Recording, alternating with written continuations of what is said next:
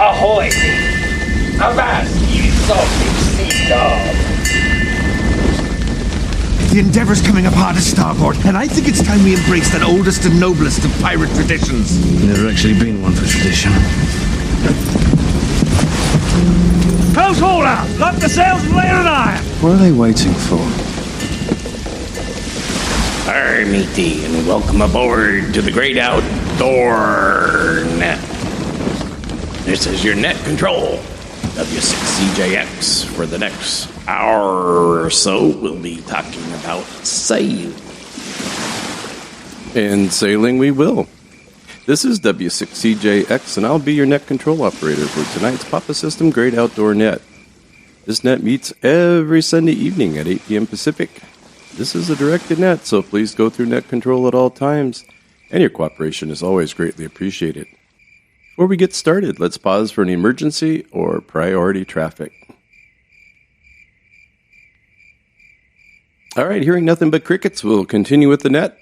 Stations with emergency or priority traffic can come into the net at any time with a double break, and net control will respond appropriately. The Papa System is an open membership supported system in the Southern California area with coverage from the Mexican border to Paso Robles and from the Channel Islands to Las Vegas, Nevada. If you're a visitor to the Papa System tonight, I invite you to go to papasys.com, that's PAPASYS.com, and register as a guest. With your guest registration, you'll have 45 days of free access to the Papa System. At the end of your one-time guest access period, we'd love for you to become a subscribed member and continue to use the Papa System on a daily basis and be a part of the Papa System family. However, all amateurs are welcome to participate in the daily, weekly, and monthly Papa System nets, regardless of their membership status. Again, this is the Papa System Great Outdoor Net.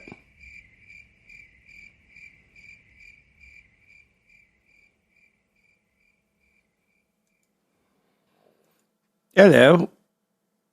We're here tonight to have some memory jogging, and or if you just went.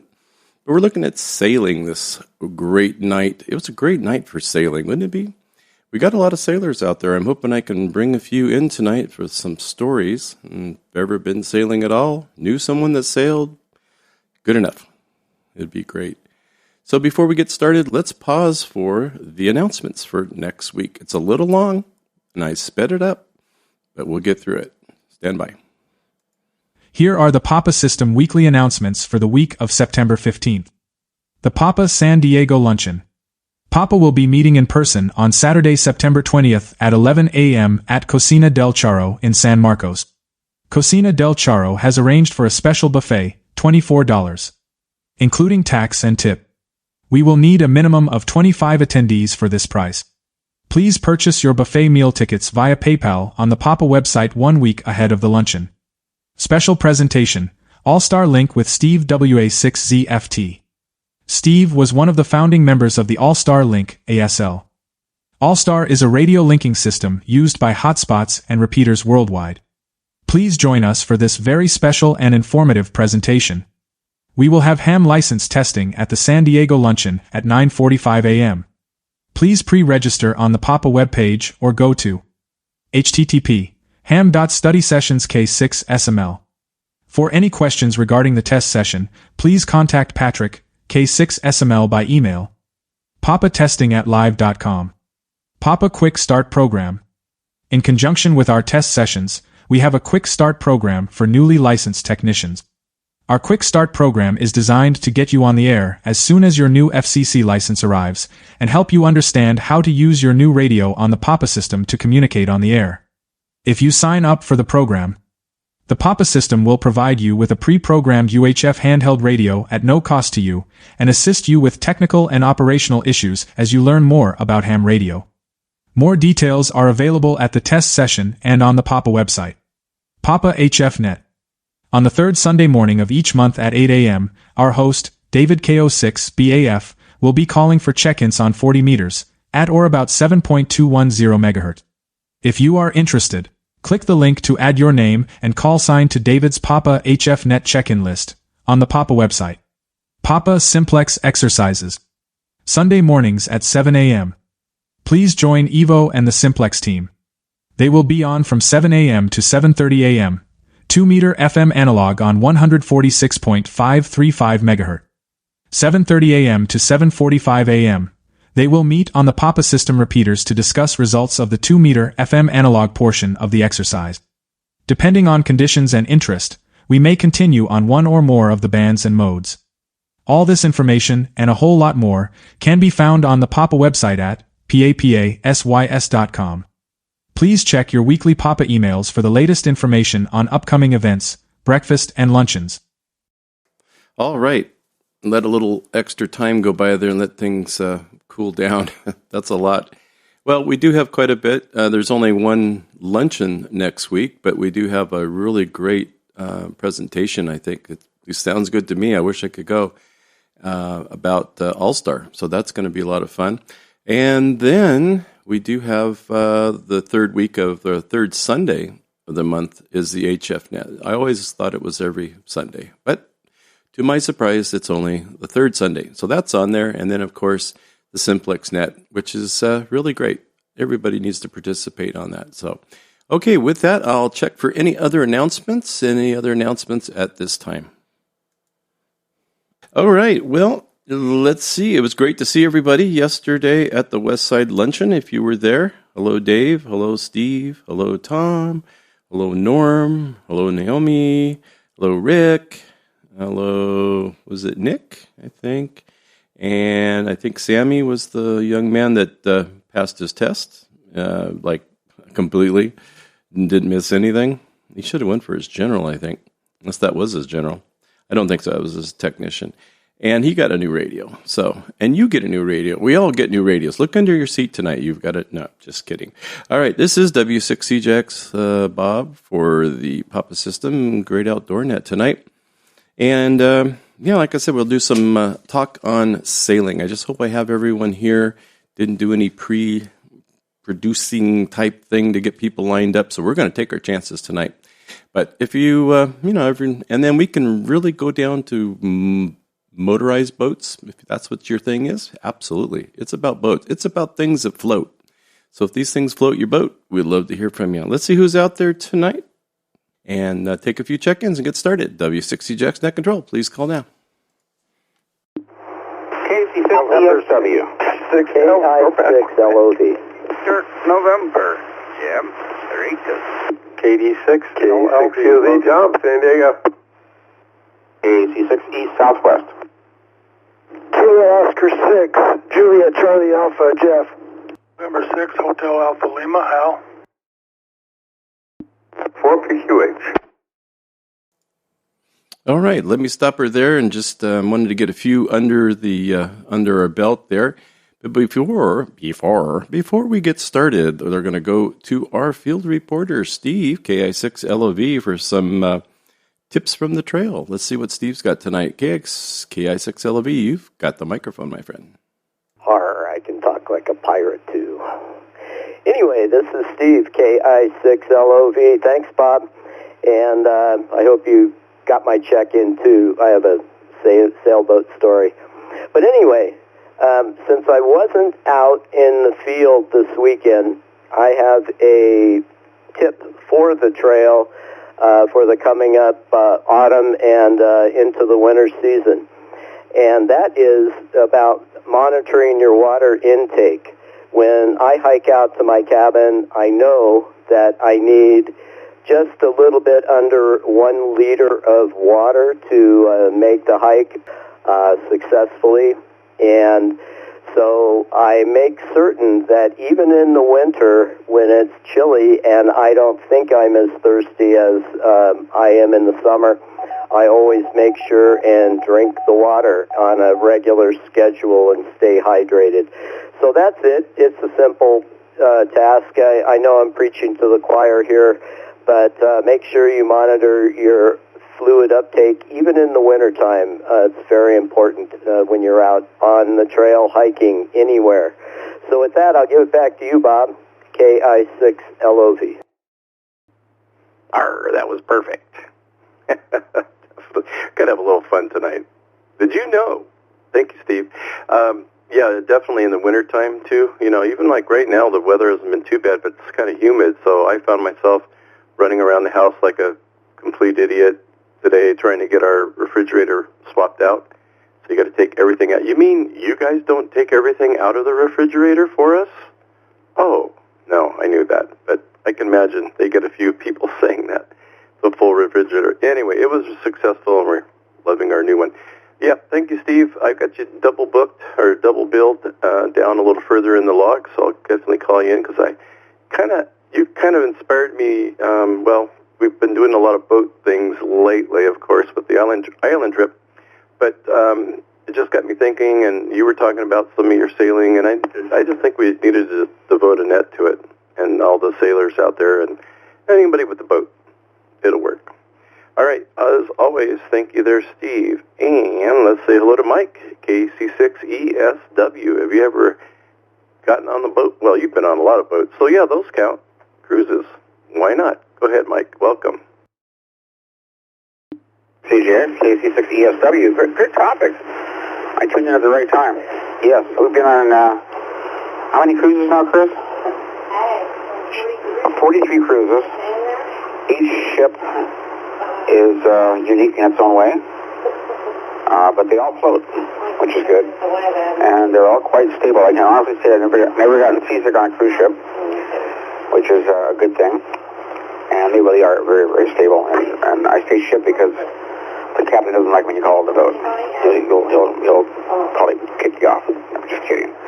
But yeah, I mean, again, we're lucky to live in Southern California because we're close to San Pedro and to Long Beach, which are cruise terminals. So booking a cruise and boarding is very, very simple.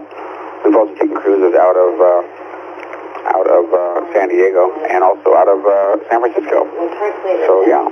As far as sailboats, we did one sailboat a long, long time ago out of Oxnard, but there was no wind, and the guy was really, really struggling. It was an hour sailboat ride and did not materialize very well. He was really working it, but I would love to sail, and certainly I enjoy that as well. And I guess the trifecta would be go camping with an RV and a boat in tow, which is kind of cool. Other than that, things are good. Nice, cool day here in Santa Clarita.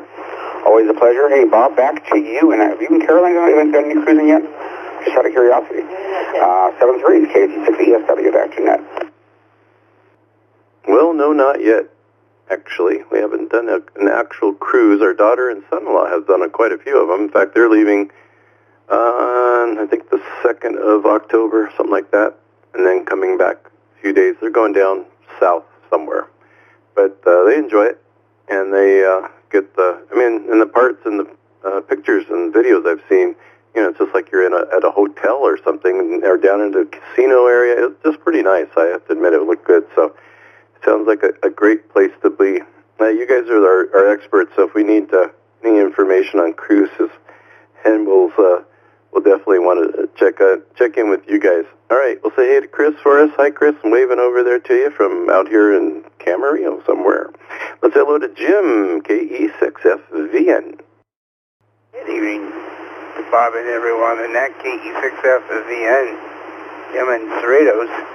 The only sailing I've done was U.S. Navy. Amphibious assault ship out south about Japan and a guided cruiser out of Long Beach. Been around the world twice.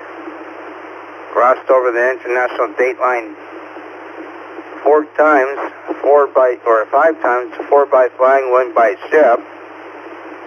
And I could probably tell another 1 or 2 stories. KE6FVN. Well, I'll tell you right now, you got us all beat, and I'm happy for that. So thank you for your service. As always, we always love to thank our service people, our veterans, and if you've sailed that much, you got us all beat tonight. Unless someone else was right behind you in another boat, maybe, so that might work too. Well, thank you, Jim. I was hoping you'd have something, and you did. See, I knew you would. I was going to say, have you ever been on a boat before, and just as a joke, but I didn't want to do that. So now I know. All right, Jim, thanks. Let's say hello to Logan, KD6LLB, and I think you had some sailing experience. I think we all kind of have something. Go ahead, Logan. The microphone is yours. I always want to say breakfast. There was a luncheon at the Sizzler in Culver City this this yesterday, long ago yesterday. This is Logan, KD6LLB, and it's funny. When I was a kid, I don't remember how old, we were somewhere, maybe it was what they now call Lady Bird Lake, which was Town Lake in Austin. I think it was there. Anyway, we were with a group of people, grown-ups. Most of them were just friends of other grown-ups. But one person in that group went over with a couple of us who were interested and rented a sunfish and took us out sailing. And the other kids, they thought it was cool, but they wanted to get back in the canoes and things like that. But I was pretty hooked at the time. And so fast forward, when I got to the University of Texas, I found out that they had, I didn't know this until I got there, they had a sailing club with, it wasn't a great collection of boats, but it was the best collection of boats I'd ever had access to. And we would kind of fix up and repair and make usable things that we wanted to try out. And I got to sail lasers and 505s and a really cool boat. Well, there was an E-Scow and a Flying Dutchman. And Flying Dutchman, both of those are remarkable boats, but a Flying Dutchman is one of the coolest things that's ever been built. So if you handle a Flying Dutchman right and you have competent crew, you can plane upwind, which is just a whole other experience. It's a little like a catamaran, but it actually turns like a dinghy. Anyway, I also joined the sailing team. I never competed successfully. I was kind of heavy for the 420s, or that's my excuse. But, I sailed out of Austin Yacht Club, and that's where they kept the 420s. So I had access to boats, and anybody who was interested in sailing, we'd haul them out there and teach them. And it was just a really, I can't describe how lucky I was to have access to that. This is all on Lake Travis and outside of Austin. So while I was still in college, I was doing the Wednesday evening races during the warmer months. I did the J24 circuit, and we raced in Dallas, Fort Worth area, San Antonio, Corpus Christi, Galveston Bay, and of course Lake Travis, and I can't remember where else, but other places I think. Anyway, those are the ones I remember. So, and when I first came here, I just basically was too busy and wasn't interested, but I ended up sailing with somebody that I met somehow. Became a very good friend, Mark. He's now Captain Mark. He's a charter captain, and he has a Beneteau 30, and he also has a partner with I think it's a Jeanneau 49. Not sure, but something like that. It's a Jeanneau. And I also raced on an Olsen 30. So for many years when I first got here, I didn't sail. Then I got back into it and was very interested in it. And I was lucky to run into Mark and sail with him. But Mark also introduced me to the people who had the Catalina 38 Superstar. And shout out, I would love to, I actually need to contact those guys, David and Tim and Jeff and Don and Dexter. And anyway, they taught me how to do foredeck and were nice enough to let me do foredeck on a boat with basically as good a foredeck as there ever was. And I had a lot of fun. And then at some point the boat changed owners, and the new owners were not interested in racing. And I tried some other boats and realized that I really liked that boat and those people, and I retired from sailing and never really had any interest. I got invited all the time, and I don't know, I just kind of have done the sailing I'm going to do. Anyway, except I'm going to get Mark some radios. I may go out on his Beneteau. And anyway, so that's more than you needed to know about my sailing history. Thanks for taking my check-in, Bob, and have a great weekend, everybody. KD6LLB. But I got to ask, Logan, have you ever done any sailing? Thank you very much. That's what I was hoping to hear from everybody. Definitely. I wanted to hear some really good sailing, experience. And, that's aren't the little ones fun? The little, what did you call it, a sunflower, or a sunfish? I forgot. Yeah, they're pretty cool.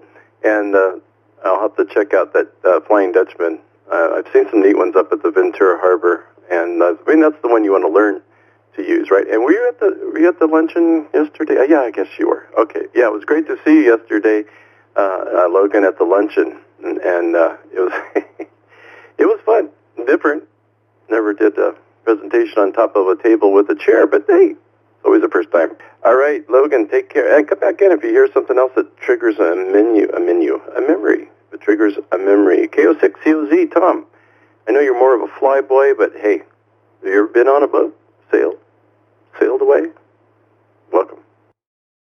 Evening, Bob. K6COZ. Yep, Dad had a sailboat in Galveston, we lived down in Galveston Bay. I was clicking on my HF rig. I was keying on the wrong mic. Logan, I used to hang out at Hippie Hollow, Lake Travis, 1977. The tree swing out there, I don't know if you know about that, but I don't know if I'm making it. K6COZ. A lot of fun back in the day. And Bob, I got my new rig and everything set up. I don't even know if I'm transmitting. Just first time I flipped over for a bit. But K6COZ, back to net control. Yeah, Logan, go ahead with your comment. I just wanted to say that's really funny that you mentioned that, Tom. Yes, in about 1976 and 77, I spent a lot of time at Lake Travis, kind of exploring around there and stumbling across things I didn't need to see. But I do remember some tree swings in Lake Travis. Go ahead. Back to you, Bob. KD6LLB.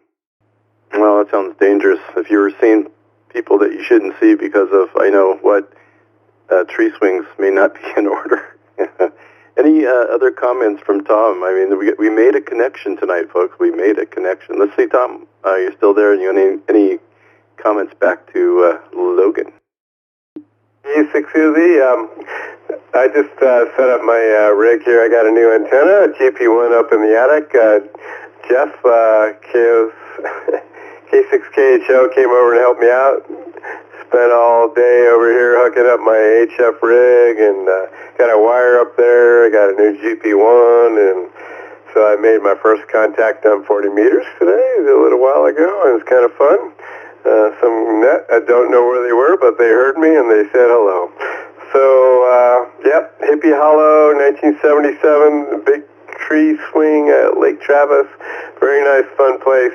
We used to drive my buddy's Trans Am up there from Houston. We lived down there. All right, Bob, have a great evening. Thanks for doing the net, and back to work in the morning. 73 K6COZ. Well, congratulations on your HF setup. I heard that was in the process, and thanks to Jeff out there for coming over and giving you a hand. Did you at least fix up my ribeye? That's great. Good stuff. That's hams helping hams for sure, and that's what it's all about. All right. Well, thank you, Tom, and glad you and Logan have made a connection there. Sounds like there's a lot of sailing going on in Texas. I may have to go check that out. Let's see. Speaking of Jeff, another Jeff, KO6JCA. Welcome, Jeff. Thank you, Bob. Kilo Oscar 6, Juliet, Charlie Alpha. Jeff coming in this evening on Papa 3. Hope everyone's doing well. I have a sailboat story. It's going to have to wait for another day, but I do have a boat experience going back many years ago as a teen, deep sea fishing at night in the ocean on boats that would go out for a while out there and then anchor, and I guess the challenge was to see which adults that were the older guys on the boat who would get sick from the mates chumming, throwing the chum in the water and the boat rocking, and it's totally dark out in the middle of the ocean and you're fishing out there all night. But it was great, and hope everyone's doing well. 7-3 all, back to net control. Kilo Oscar 6, Juliet, Charlie Alpha. Well, thank you, Jeff. Yeah, I guess if you're running a little low on bait, get somebody really drunk and let them chum the fish off the side of the boat. That's the whole thing about the seasickness and stuff, is seeing that horizon. It helps, unless you're really got sea legs, real good sea legs, which I guess a few of us do. But being out in the middle of the night, hardly any lights, probably just some lights, I guess, from the boat if they're fishing, but you're not seeing the horizon and rise and fall and all that stuff. So, yeah, it would be kind of a little scary there for sure. All right. Well, thank you, Jeff, as always. Sound good tonight. And I was going to interject my story really quick here. I took a little trip in a sailboat. I had a friend at work, and his dad owned a 21-foot Catalina, and we left out of Ventura Yacht Club from the Ventura Harbor and sailed out to Anacapa. I still got some pictures of that. I bought a little, or no, he had the little Greek fisherman's hat. Those things are so cool. And it's a picture of me steering the sailboat from the back. But a lot of work goes into, and this was just the two of us, so it would have been nice to have another person that knew how to sail besides himself. But he's good at it because he's done it since he was a little kid. And I just had a great time. And you know, the funny thing, we got out to Anacapa. I took some pictures real close to that arch. And when we went crossed, I guess it's, was it the leeward side on the other side, it just turned to glass. There was no, you know, we went like it just someone shut off all the wakes and the white caps and stuff. So anyway, it was a lot of fun. And we turned around there and made our way back and had a great time. Very successful, and I never went sailing again. Wasn't because of that. I just never had the opportunity. Let's say hello to Hal, N6HAL. Good evening, Chief. Welcome to the Great Outdoors. N6 Hotel Alpha Lima. Hal. Thanks, Bob. Thanks for hosting the net. And I hope you don't expect too many sailing stories from an Air Force guy, but I did do a little bit of different kind of sailing. My wife and I have been on 7 cruises since back in 1986. Of course, they don't have sails on those cruise ships, but still sailing, I guess. And then I did actually do some sailing in a 10 to 12 foot dinghy here at Lake San Marcos in San Marcos when they were developing that as a retirement community, and they were just selling houses. And a buddy of mine, old elementary school buddy, he got hired by the development agency to sail a little dinghy around the lake to give it atmosphere. Well, he always seemed to attract the young girls and the good-looking ones, so I decided I was going to go out there sailing with him. He got paid 50 cents an hour, but I just went along for the ride, and we just sailed around the lake for a couple hours, and that was it.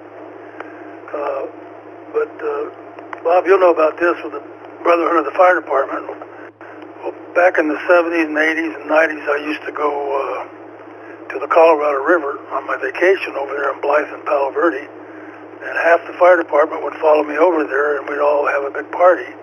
And we used to sail on our inner tubes down the river, and we'd be towing other inner tubes with our ice chest in them full of beer. I did that quite often, but we didn't need any sails. The current in the river just carried us down there, but we had a good time, and that's my sea story, Bob. Back to the net, N6HAL. Well, that's a wonderful one, for sure. That sounds like a good deal there, picking up a friend. You know, it kind of makes you think, well, let's see, I can't really afford a boat, but let me see if I can find a good friend that has a boat, you know, and I'll pitch in and pay some of the costs and do some of the work and maintenance. So it's kind of the best deal you got there because then you're not the one stuck with the boat. It sounds good. That sounds like a great story. Love it. Sea stories. We're talking sea stories, and we're talking sailing tonight. If you're into sailing, or if you thought you were into sailing, and well, you know, those cruise ships, like you just mentioned, if they didn't have modern technology, they would still have sails. Think about it. All right. Thank you, Hal, as always. Appreciate it. Good to hear you tonight. Let's say hello to Ron, KF4PQH, and nice. Let's see what's going on out there in, I almost said Kellyville Ridge. No, it's Cricket Hill, something like that. Go ahead, Ron, and welcome. This is KF4PQH.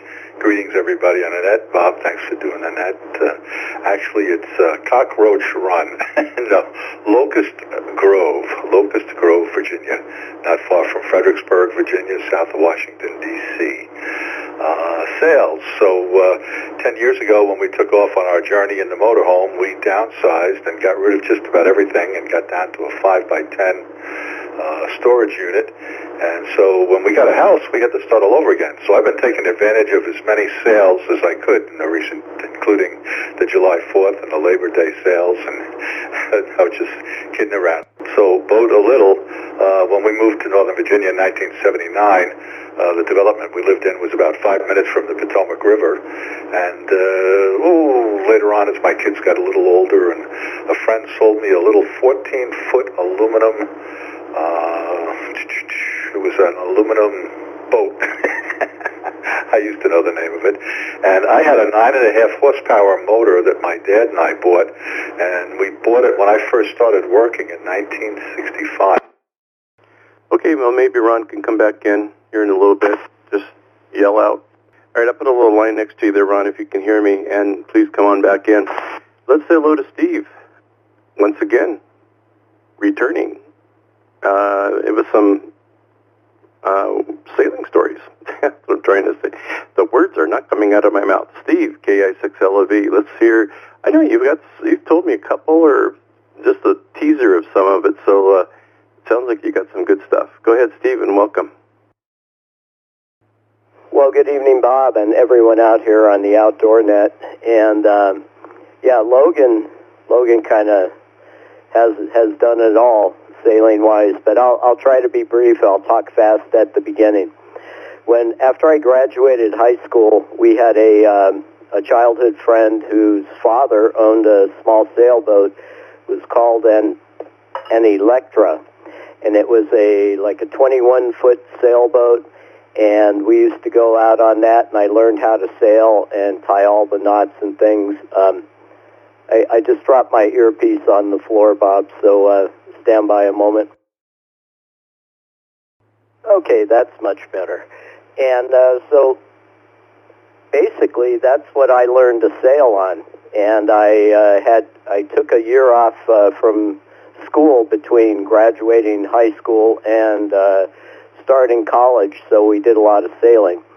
And then his father bought a 57-foot beautiful wooden yawl sailboat, and that's a double-masted, and it was an ocean racing type sailboat, and I think it was built in Hong Kong, and it was really cool. And I became a crewman on that, and that's where I learned really how to sail and to tie all the knots and organize all the sheets and ropes and deal with the sails. And so we used to do racing out of Marina del Rey from the Cal Yacht Club. And so we did all these races. In the summertime, they had races out of the Cal Yacht Club called the Sunset Series. And so our friend's father, in exchange for being the crewman on the boat, and his son was the captain, and he was a very good sailor. In exchange for doing all the maintenance on a wooden boat, you can imagine, he let us take the boat out on trips, and we used to go out to Catalina Island. Now, I have a lot of other stories as well that have been flooding in as I listen to everybody else, but the one trip that we took was just fabulous. We left out of Marina del Rey, went to Catalina. I think we spent 1 or 2 nights on Catalina, and then sailed out to Santa Barbara Island and stayed there for at least 1 night, I think, and then all the way out to San Miguel Island and spent a couple of nights out there anchored in a little harbor. And that was, it was called Geiler Harbor. And that was fabulous. But the one thing that I do remember, and this is my only time doing this, was coming back. We had to sail at night. And I think we were actually motoring with the autopilot on.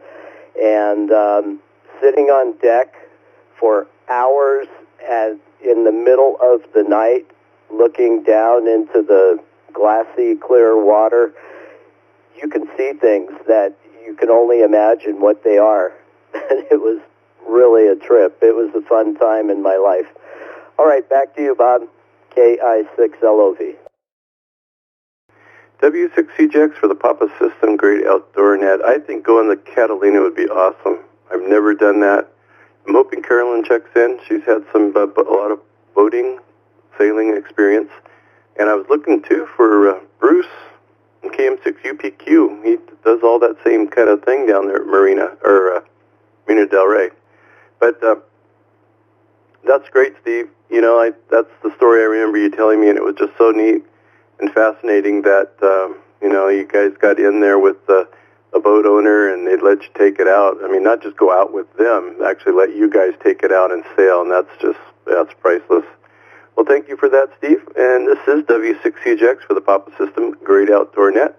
Let's try Ron again. Let's see if Ron's still out there. He could finish up with his story and see if he's got a better connection. KF4 PQH, if you're still there with us, go ahead. This is KF4. I had a battery problem over there and just switched radios just now. Not sure where I left off, but the fun story that I had, the best of it, I told you I lived near the Potomac River. And when I first started working in 1965, my dad and I bought this 9.5 horsepower Evinrude. We bought it together in partnership. And I wound up taking it with me in '79 when I went to Virginia. And eventually got a hold of this little 14-foot aluminum boat, and we'd put it out there on the Potomac River, and we'd putter up the river and, go up for miles and miles and kind of drift back and fish along the way. And, you know, there's fishing and catching, and actually we just did a catch and release. But I remember having my two boys and my wife and I in this little 14-footer, and we'd cruise all the way up in this Potomac. Most of it you can walk across, but you got to look out for holes. Every once in a while somebody drowns because they find a hole.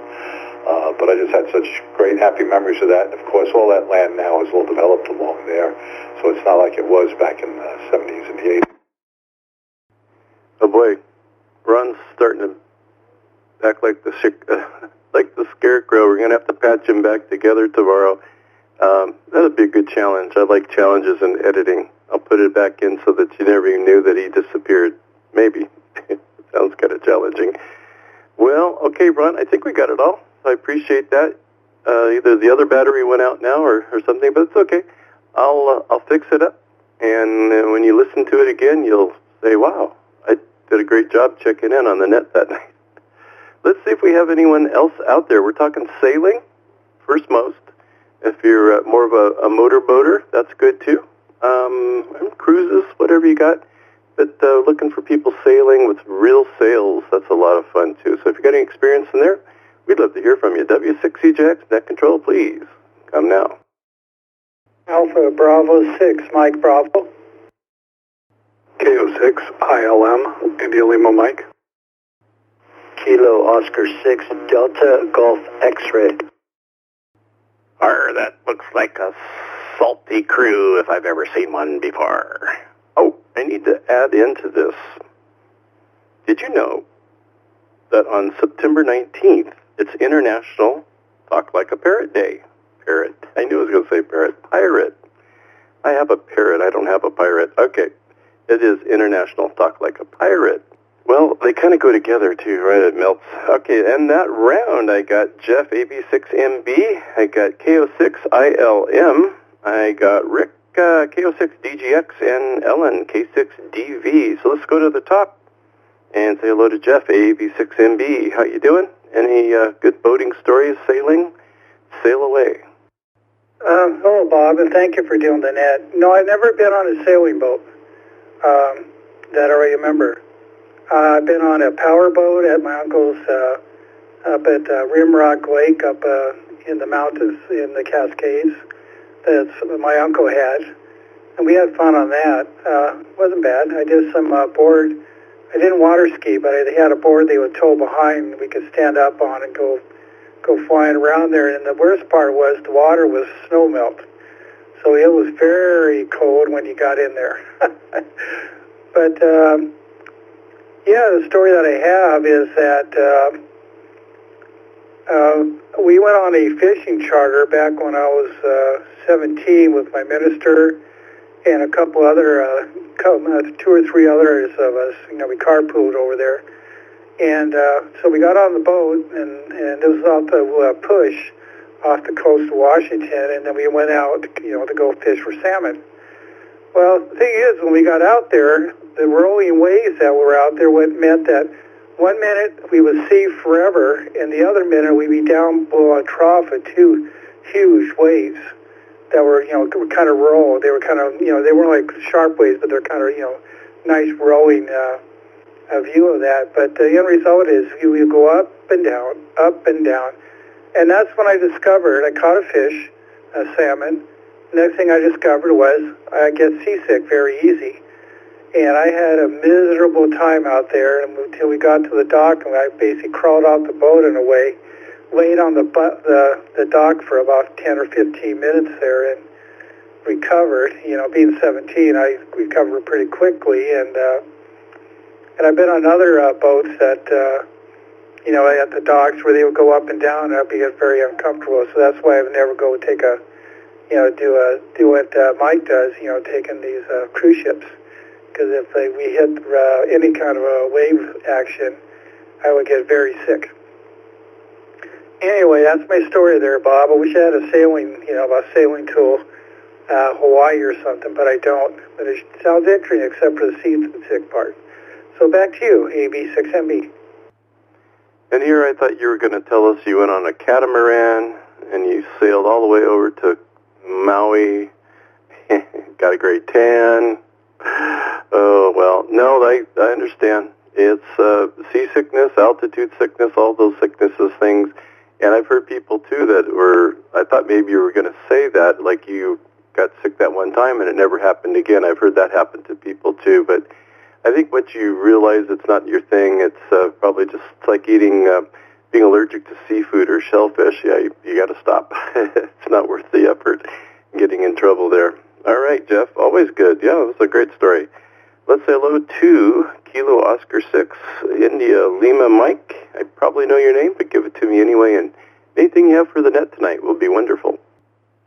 Thanks, Bob. I'm on All-Star. I hope you guys can hear me all right. I'll stop for a second, just make sure.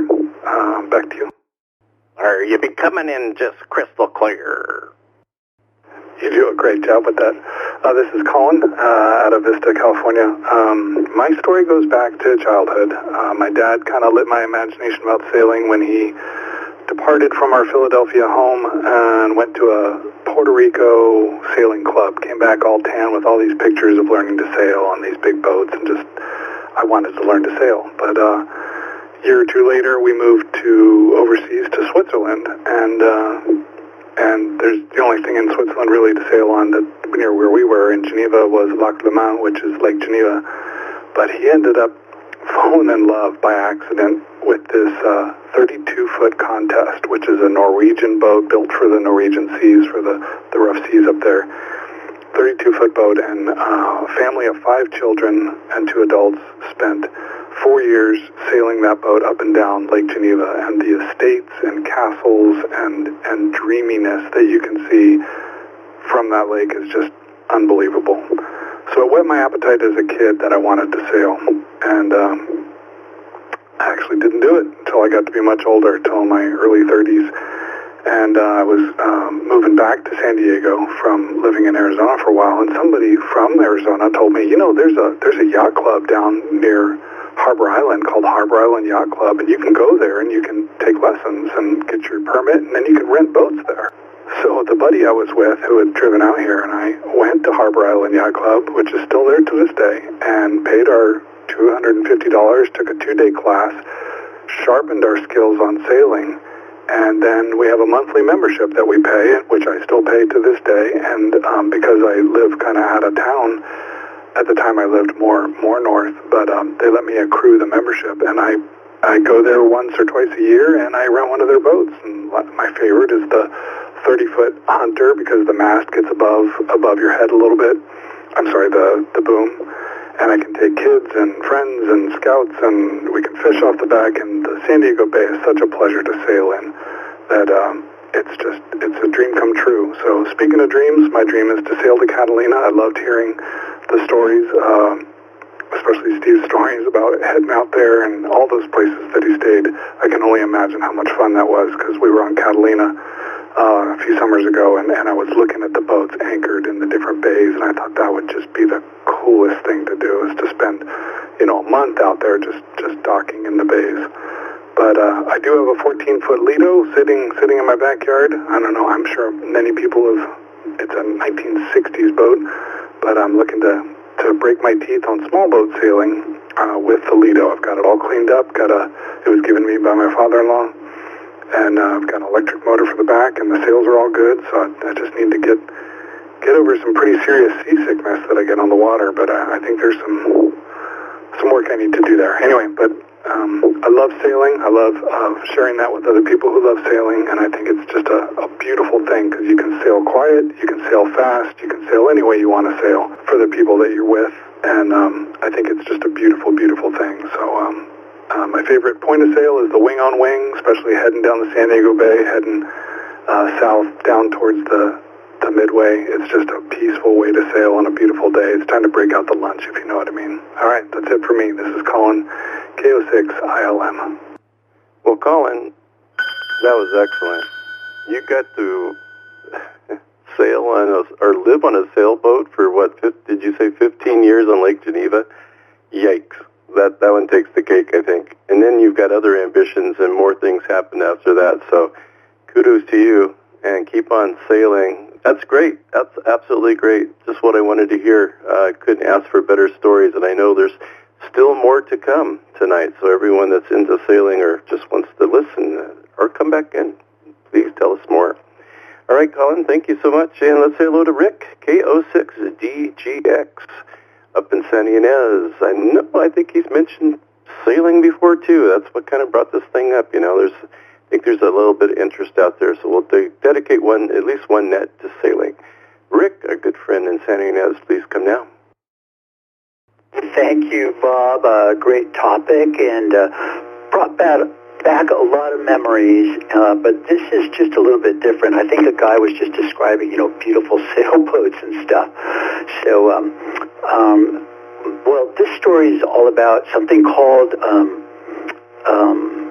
dirt boating. My cousins that live out in Trona, the desert, very near Death Valley, they were always building stuff, and I'd go out and visit them as a kid, and they built the first dune buggies I ever saw, where they had like these Volkswagens that were stripped down to there was no body on them. But back to sailing. So one time we went up to visit them, and they presented something called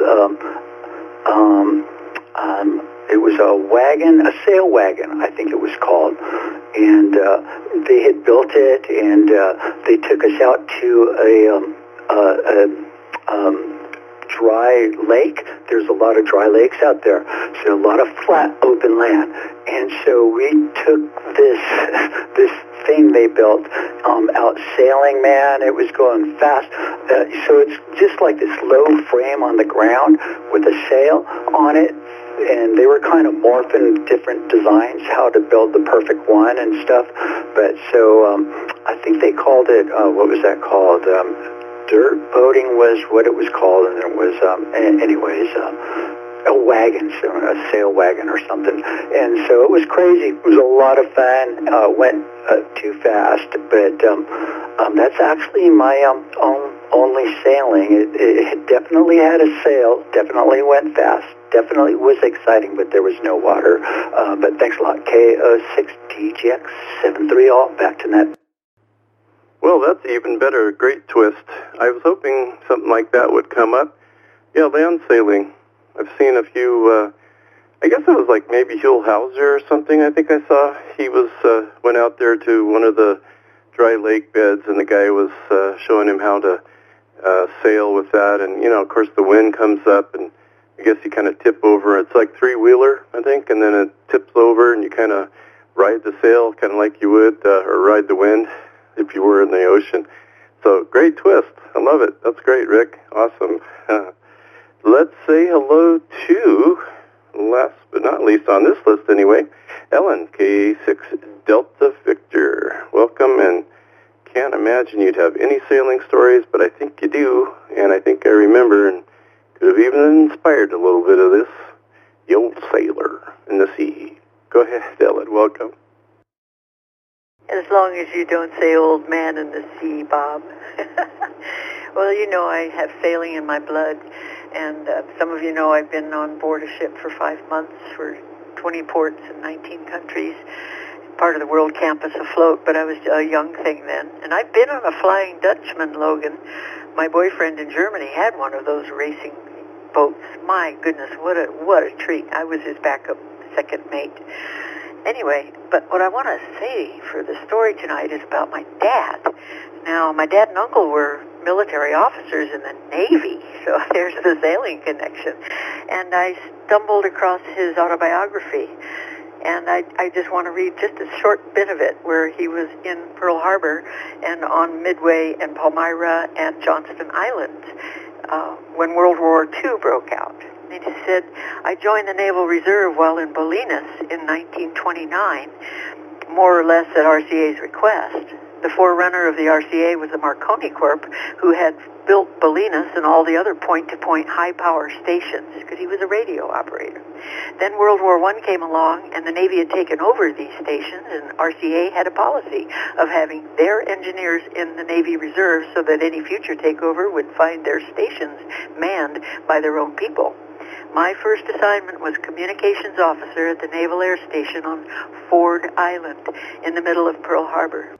That didn't last very long before they found out I was an engineer, and they wanted someone to put radar stations on several of the islands west of Hawaii. I was transferred from Ford Island to the shipyard, where I took charge of this new project. The first island was Midway, and that's the memory from yesterday. It was Midway, and I took my crew of sailors and all the gear and went out there to build the radar station. I finished it in good time and checked it out on air flights from Hawaii to be sure it was okay. Then I went back to Pearl and grabbed another crew of sailors and the gear and loaded on a little banana boat.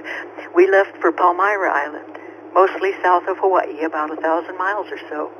Midway was formed by volcanic action, but Palmyra was of coal origin, and thus was an atoll. Undoubtedly one of the most idyllic places in any ocean. No bugs or insects of any kind. What a joy it was to put that station on the air. Having no air targets to check out my tuning of the big bed spring antenna, I targeted the mouth of the entry channel into the atoll. There was a Marine Corps unit with a 3-inch gun on the point, and I used that.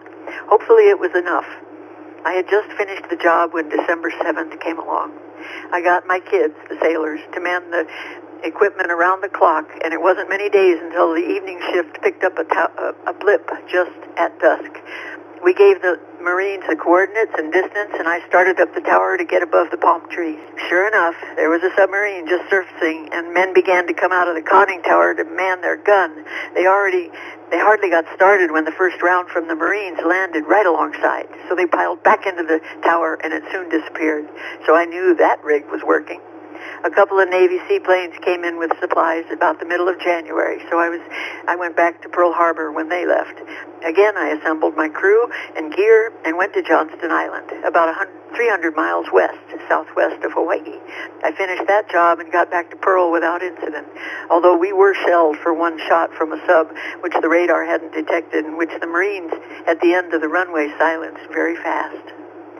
So that was just a bit from my dad's autobiography. I have naval bones and water in my blood. Thank you, Bob, for letting me share. Kilo 6 Delta Victor, Ellen. Are you kidding? That was awesome. Second bell of the night. Hey, that was awesome. Oh, thank you for sharing. I mean, I was just sitting there listening to this, envisioning everything he was doing, just as if it was like have you ever done audiobooks? I think you'd be really good at it. All right. Well, that is awesome. Yeah, you've had some great times, too, and it's definitely in your blood. Absolutely, 100%. So thank you so much for that, Ellen. Really, and the stories tonight have just been awesome. I don't care how long they go. Doesn't matter as long as, we don't we do good jobs of not timing out the repeaters. So that's the main thing. Thank you, Ellen. And let's see. We're talking sailing tonight on the Papa System Great Outdoor Net. I am Bob, W6CJX, and I will look for some more stations that are willing and able, like to come in and share their sea stories. sea stories. There was a good pirate joke, and it had something to do with the seas. You thought the pirate's favorite letter is R. No, they're used to the seas. That's their thing. They're into the seas. Okay, they don't have that available just as well. Let's see who else is out there. Please come now. November 6th, Alpha Quebec, Quebec. 6th, Hotel Romeo X-Ray, Gary. 86 LLB for a recheck when there's time, Bob. KC6N, Bavaria. Kilo November 6, Mike Romeo Golf, Chris. KO6, COJ, Johnny. All right. Well, we got a few more here. We end up with getting Dale, and we got Gary, and let's see, we got a reject. I always say the wrong words. A recheck from Logan. We got Dave in Bavaria. We might have to go to him first. We've got Chris, MRG, and Johnny, COJ. Yeah, let's take, since Dave is DXing us tonight from Bavaria, it's probably a crazy, wicked hour of his time over there, too. So let's say hello to KC6N and see what is up in Deutschland. All right. Yeah, I'm using Echolink on an iPhone in a hotel here. We are at the foot of the Austrian Alps, I guess, on the German side of some borderline that goes through here. I don't have a sea story, but I can say that I hiked up to what they call the Cinderella Castle yesterday afternoon. I'm not even going to try to pronounce the name of it. It ends, I think, in Stein, of course. But, yeah, we're having a lot of fun. This is about the 5th or 6th day of our little tour of the lovely, let's see, Neuschwanstein is the place where we're at, and there's a couple of castles here. Three of them, and we're going to go visit a couple of them and continue on to Munich, I think. So, anyway, I just thought I'd demonstrate the Papa system a little bit and what you can do if you've got Echolink on an iPhone. And good to hear you, Bob. And I was a little bit surprised to find the net running at this time. What time is it over there? It is 6:05 in the AM here. Back to net, KC6N in Germany. Well, you sound absolutely great coming in all the way from Germany. Wunderschönhausen. I love Germany. That was a fun time. And I'm part German, so I guess I'm part partial to some of that. Those are the famous castles that I know of anyway. The three of them there that you see on a lot of great pictures. You know, some of them are in the snow, some of them are just beautiful fall pictures and things, but they're neat. And I got to tour a couple castles. Würzburg, I think Würzburg Castle, on our way down to Nuremberg. One day we had to make a trip down there for work. All right. Well, thank you. You and Kathleen have a great trip. Enjoy. And, the mighty Papa system gets all around the world. This could be the international great outdoor net. Okay, have a great time. Be safe. And we'll hopefully see you maybe at the, what's coming up there? We got this Fiesta. Almost said the siesta. That's coming up too, but the Fiesta would be fun to see you guys again. Let's go to the top and say hello to Dale, N6AQQ. Thanks for waiting, Dale, and welcome. Good evening, Dave. It's after 9 o'clock here in the evening. The net's still going on. Anyway, as far as sailing goes, I haven't been sailing in 20 years, but I took a sailboat out from San Diego and went out to some islands off the coast of Mexico. That's my sailing story, and it's a AQQ. It definitely counts. They all count. Yeah. Been on some kind of a boat. You're in there. You're in there tonight. And thank you, Dale. Well, I probably wouldn't. I don't know. Would I go sailing again? I might. If it was the right time and the right place and right boat and right people that are running the boat, I suppose. But it was definitely a lot of fun the time I went out. And won't forget it. That definitely was fun. Let's say hello to Gary, Hotel Romeo X-Ray. Good evening. Hi there, matey Bob. It's a wonderful night to say hi to Popeye. Anyway, we're going to move along with that. My son was in the Tiger Cubs, and back in 1989, one of the other sons' father was in the Navy, and we wound up getting a quick ride in the USS Kurtz, and it was to go around Catalina Island and back. So in the process of going out there, things were pretty easy going. Noticed all the patches on behind the ears on a lot of the sailors. And once we got close to the island, we were informed that we got to book right back because they were going to be deployed going out to the Gulf War. Yeah, that thing really took off, and instead of standing, I don't have those kind of legs. So most of us sat down for the ride coming back in. Second boat ride was on Royal Caribbean, and it was a 3-day ordeal, and we wound up down in Mexico, and I'll never forget, the captain was Asian, and we were to leave port at 3 o'clock in the afternoon, and, a lot of people were coming down that walkway. They had pulled the plank, they put it back out one time, and there were still people coming, and they yanked the plank back in again, and we hightailed out of there.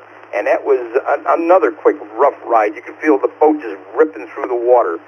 Anyway, we're going to hand it back over to Net Control. This is KO6HRX. Oh, that sounds great. Good story. And, that's just a lot of fun here. We get to jog a few memories. In fact, I hadn't even thought about my sailing trip there that I took out to Anacapa for probably quite a few years until this net topic came to my brain and decided to put it on paper and do something about it. Always great to hear you, Gary. Thank you for sharing. And so we picked up Dave. How about Chris, MRG? It looks like manager. I don't know if you ever looked at it that way, but it's the way I wrote it. MRG, Chris, welcome. Don't call me a manager. I absolutely love sailing. Excuse me. Used to, before I had kids, go down like Mission Bay off Paradise Point and do like the 14-foot with a buddy, just little boats, and been sailing on a couple different ones, larger than that. But I grew up kind of on the water, out of Oceanside and just San Diego. Even though I'm living inland, just nowadays with the congestion and the traffic and kids, it's harder to get out. So I haven't been on the water in probably 3 or 4 years. But hopefully one of these birthdays, the ploy is I want to sail to Catalina with oysters and sparkling wine. Because I've never been to Catalina. I've been to the other Channel Islands. But my wife grew up going to Catalina, and she's always tried to take me there on different trips. So it was like, only if we sail. So that's kind of my ultimatum. She's like, wait, what? Okay. But yeah, thank you for the net. Really fun. Love hearing everybody's stories. KN6MRG 73, everyone, and back to net. Well, thank you, Chris. Sounds like a good objective to head out to Catalina. I think that would be a perfect little trip if you had, maybe I guess you could pay for a sailboat. You can just say, I'm not in any hurry to get there. Just get me there before end of the day. We're going to stay somewhere. And wouldn't that be just what a hoot that would be to be able to take a sailboat out there. I think Carolyn's been out there a few times with the sailboat that she was on. Hopefully she'll come in tonight and give it a whirl. Got Logan still on the deal there. I'd like to bring up Johnny next, and then I'll go right back to Logan. So let's say hello to KO6COJ, who's been sailing too. I've heard some of his stories. Welcome, Johnny. Hey, good evening, Bob, and everyone on the nets. I'm coming in to Papa 1 from Thousand Oaks on 1 watt. Is my audio okay? Would have never known. Absolutely perfect. All right, thank you for that. So, Yeah, great topic for the net. I've always had a very deep love for the ocean ever since I could remember. First going to the beach, I think it was Zuma was my first beach experience when I was a little guy.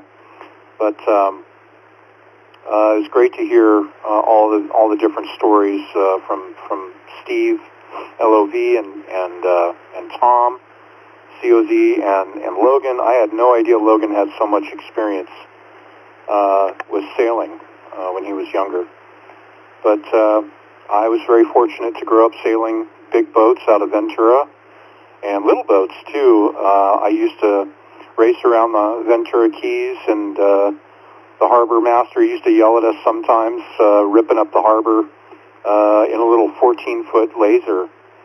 And so that always was fun and made me laugh. And but anyway, I was very lucky to do that. My sailing experience and boat experiences started in about 1976, 1977,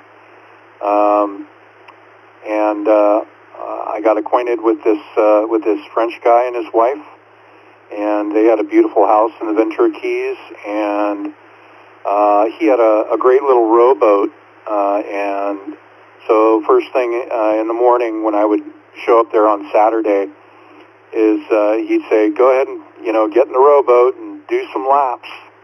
And so I get out there in the Keys and row around and hone my skills, see how fast I could go, and a lot of fun there. And then we were always sailing, fishing, or working on the boat. And I had the privilege of being with that gentleman every Saturday for almost 10 years. And we used to go out to this spot off of Anacapa, and he had old school GPS coordinates machine with about 12 digits on the screen. And when we got to the right spot, all the digits would go to 0. So when we were in the right spot, all the digits would be at 0. And we caught all kinds of fish, rock bass and lots of red snapper and even a halibut or two. But we were always sailing somewhere. And then I was also fortunate enough to have my cousin, who was a veterinarian. He was much older than I was, but he had a 55-foot sailboat, and we sailed it down to Chula Vista over the course of 2 days. So we spent the night off of Point Dume, and that was an absolutely stunning trip for me. There's nothing like being on a boat at nighttime and waking up in the early morning to being surrounded by fog and marine layer, and then dolphins swimming by. Just an incredible experience for me. Reset.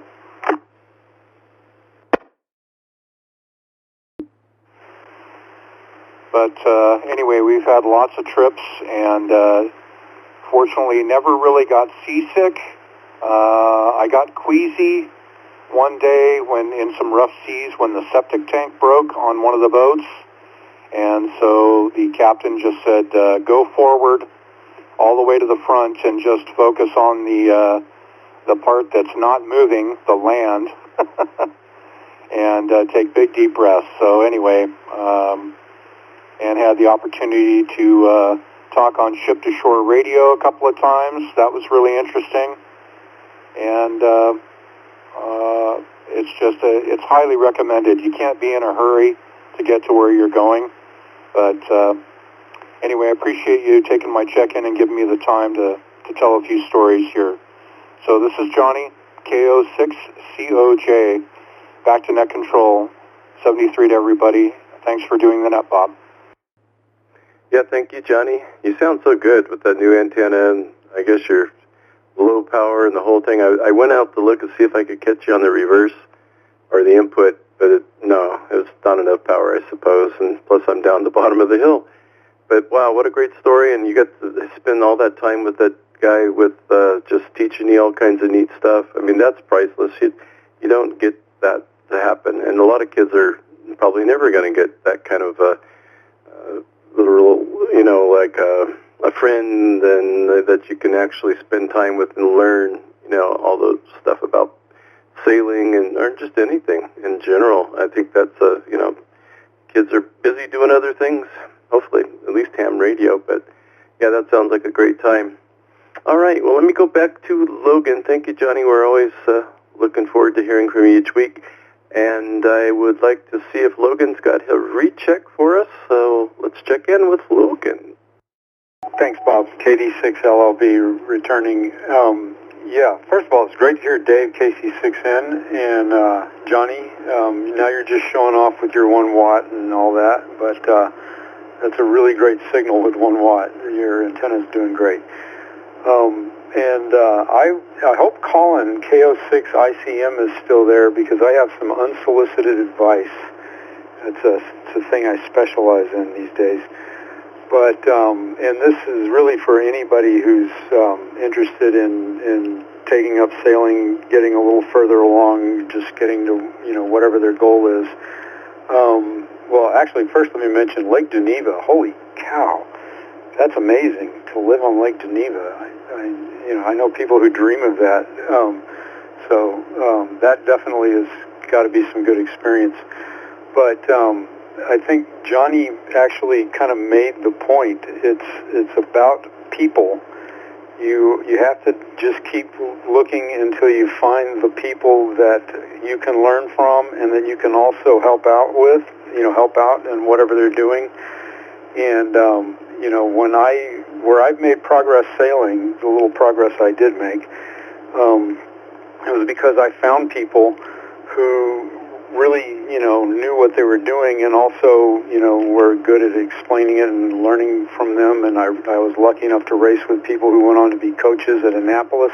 The other thing, this may not sound like what you're looking for at all. For most people, or a lot of people, are interested in, the spinnakers and the sunlight and all that. I don't know, they have sort of a cruising idea of sailing, and even if you're interested in cruising or something less stressful, definitely consider racing. It's easy to get on boats. Boats at the yacht clubs are always, I'm thinking of ocean sailing. Boats are always looking for crew, and this is what I've found, and a lot of people I've sailed with have found. If you, go through the trouble to learn enough and, sail with people who, on good boats that are racing, you will get more experience at a higher rate than you will get in a lifetime of sort of cruising around and picking up a little knowledge here and there. Things happen really fast, and you have to use a lot of problem solving. You have to use all your skills, and there's a little bit of stress, but it's the productive kind. And it's pretty much, in my opinion, what you need in order to learn faster and become a better sailor. And it also turns out to be really fun. And what else? Just put your name on the boards, or check the lists for crew wanted at the yacht clubs, that sort of thing. And you may have to, search around for a while, but definitely find the people that you like sailing with, that you can also contribute to their boat, their program. You want to be able to help out. And the other thing I would say is make sure you know the forecast, because I've seen a lot of people who had a lot of sailing potential go out on the day that it happened to be 30 knots, and they probably won't go inside of the ocean again ever after. And that's, don't do that. Anyway, it was really great hearing everybody, and I'll be listening to the next people. And thanks again, as always, Bob. Great net. KD6LLB. Well, thank you, Logan. Yep, that sounds great. There's been some great stories out here tonight, and everyone's put forth. Yeah, I think your logic there, or your ideas of, like you said, give back, but also find someone that can help you. And I'm sure even at the yacht clubs down there, if you even said, hey, I've been on a boat, but that's about as much as I've done, but I'd love to learn how to sail, or at least get my feet wet. Not really, but literally. Hopefully not. And I guess you would get wet, right? Yeah, like it splashes over the bow. Okay, I'll take that back. I'll take it out tomorrow. But what I was trying to say is that they're just like kind of like ham radios with Elmers. I'm sure a lot of these guys say, hey, put a little time into this young man here that wants to go sailing, and keep him going. He'll be one of our crew, and and nurture him along there. So very good advice. I like that a lot. All right, this is Bob, W6CJX for the Papa System Great Outdoor Net, every Sunday evening at 8 p.m., whether we like it or not. And I think since it's 21:25, I'm going to throw out a last call. So anyone that's been sitting on their push-to-talk or their microphone and like to check in with us before we close the net, I would love to hear from you. Please come now. KI6LOV with the recheck, Bob. Whiskey 2 Alpha Yankee Zulu. KO6 PKX. Are we calling last call? Or we'll put you down in Davy Jones' locker. All right.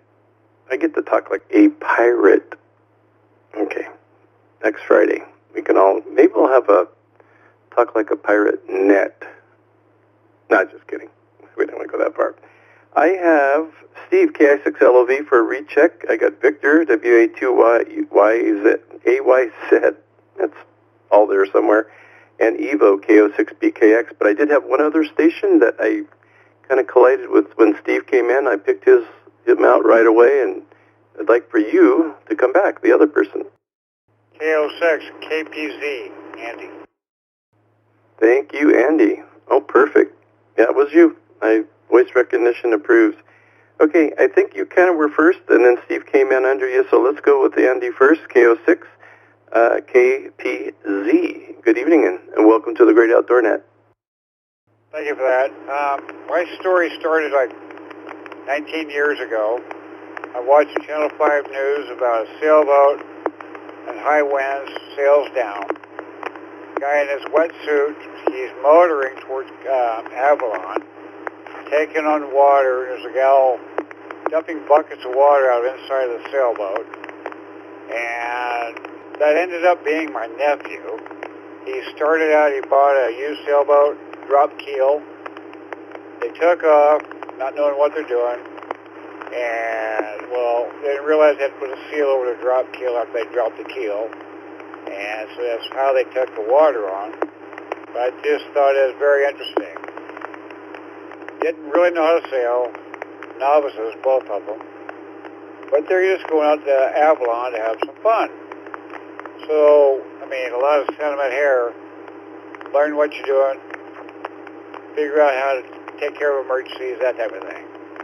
But I found it quite comical that it ended up being my nephew. And I think the video is actually still on YouTube. I don't know what the locator is for that, but it is interesting. Okay, thank you, Andy. That's a great story. It brought the family together, and we didn't even know it. That's perfect. I can't wait to listen to all these again tomorrow.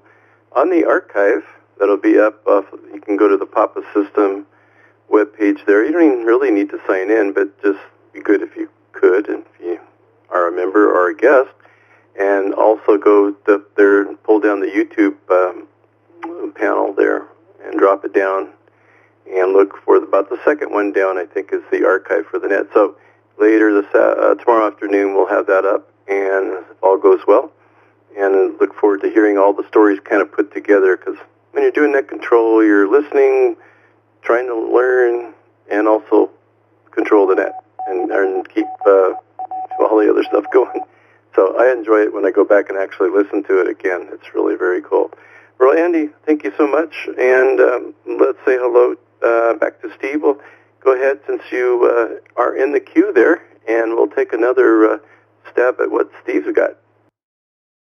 All right, Bob, thanks for the recheck. And the reason I came back on was you mentioned sometimes you're going to get wet.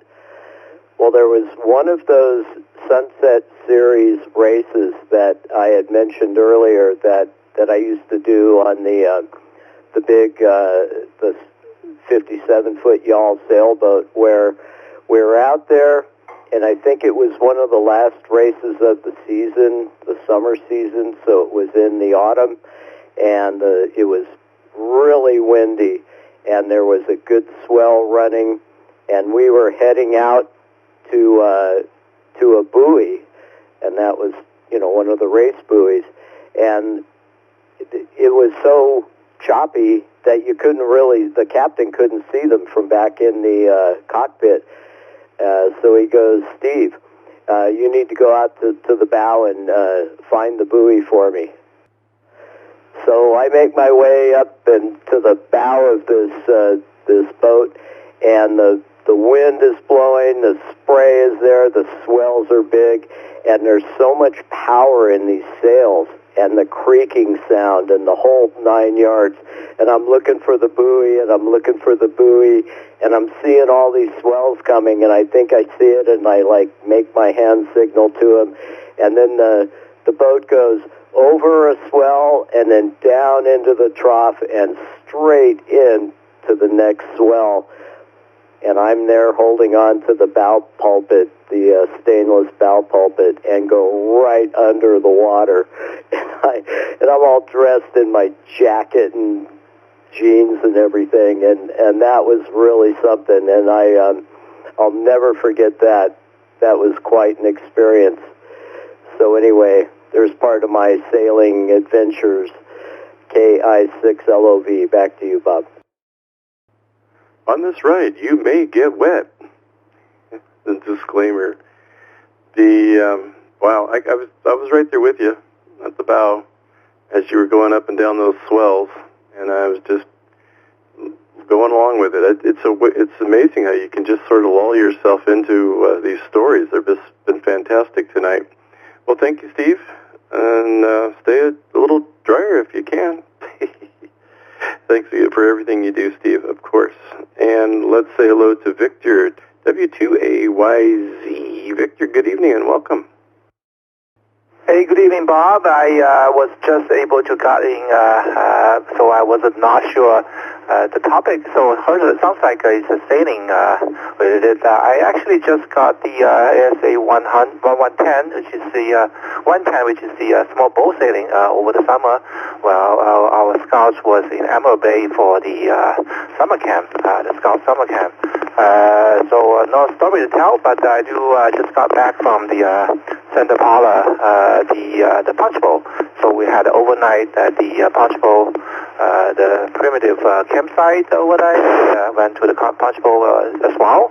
So I just finished up unpacking and drying up the tents because overnight was moist. So I had to get into this great outdoor nets to say that it's great to go outdoor. How about that? Back to the net, W2AYZ. Well, there you go. That's maybe why we decided to do this on Sunday night, is that a lot of people are coming back from a camping trip, maybe, pulling a trailer or something, or coming back from a backpacking trip like you guys did. So it's kind of a good time. And, of course, Steve coming back most of the time on a Sunday from his cabin.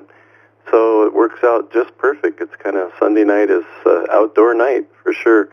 Well, thanks for sharing with that. And, I bet that's, if I went back to my Boy Scout days and thinking about Emerald Bay or Emerald Harbor there over on Catalina, it must be so much fun for the Scouts. I just think that would be just great. All right, we'll break with Victor, and last but not least, and certainly last but not least, we've got Evo, KO6BKX, and thanks for putting on the presentation at the Mentone breakfast this last yesterday. I know, it seems like it was a week ago. Go ahead, Evo, welcome. Welcome, everybody on the net here tonight. Gosh, I have to tell you, I am very jealous of those people that brought those stories. I'm unfortunately getting pretty quick seasick. I'm trying to work on it. I would love to sail on the boat, maybe not doing it myself, but just being on the boat sailing from on the Channel Islands or something like that. My wife would appreciate it if I wouldn't get sick that quick, so it would be something that we could do together and both would enjoy. But until I find a solution for that, I don't think it's going to happen. I'm working on it here and there, but yeah, it will take time. Great topic, Bob, and really enjoyed listening to the stories. Gosh, I didn't know Logan was that well-versed in sailing and all that. Definitely something I want to talk to him about in the future. All right, I'll give it back to you, Bob. Thanks for doing the net, KO6PKX. Well, we can say we sailed together. We did, over there on the Islander. I think that was the boat we took. And, yeah, it just sounds like it would be great. I mean, I'm kind of like revisiting that at some point. Not to buy a boat or to do the boat sailing myself, but just to either find someone that wants to go sailing, I guess. But right now we're kind of busy with a lot of stuff. So, yeah, you know, I was inspired by Steve, for one, LOV, Johnny, KO6COJ, Ellen, K6DV, Logan, because I remember him talking about sailing. Whom else am I missing? Well, if I didn't call your name, maybe you didn't inspire me, but you were there, and it was inspiring. So I kept thinking, there's a lot of people that sail or have sailed out here, so or still sail, whatever. All right, with that, it is the Sunday night edition of the Great Outdoor Net. And I want to thank everyone for checking in tonight with me and the crickets. And I thank you for all the stories, too. There's some awesome, awesome stories. I can't wait to go back and listen. So, yeah, if you want to check it out again, it'll be up on the YouTube page tomorrow afternoon. And check it out and listen at your leisure. Especially I have trouble sleeping. It works really great. And but it is habit forming. Sorry, I had my disclaimer wrong. I want to thank Cecil and the whole tech team, and Cecil for his legendary leadership that got us into this whole mess, and such a good mess, too, to be in. All the net controllers out there, too, that volunteer their time every night of the week, because we do have a net every night of the week. And, of course, all the members pay their memberships and keep this whole thing alive and willing and able, so we can come back each week. All right, tomorrow night we do have the DMR net at 8 p.m. If you're out there and you do DMR, please go visit and give some love on the DMR net. With that, I'm going to go ahead and close the net at 21:39. I say 7-3. Have a great rest of your Sunday. Monday is not really Monday because we started our week here on Sunday evenings on the Great Outdoor Net. 7-3, W6CJX clear, and returning the frequency back to normal. Normal. Let me re-emphasize that. Normal amateur use. Nighty night.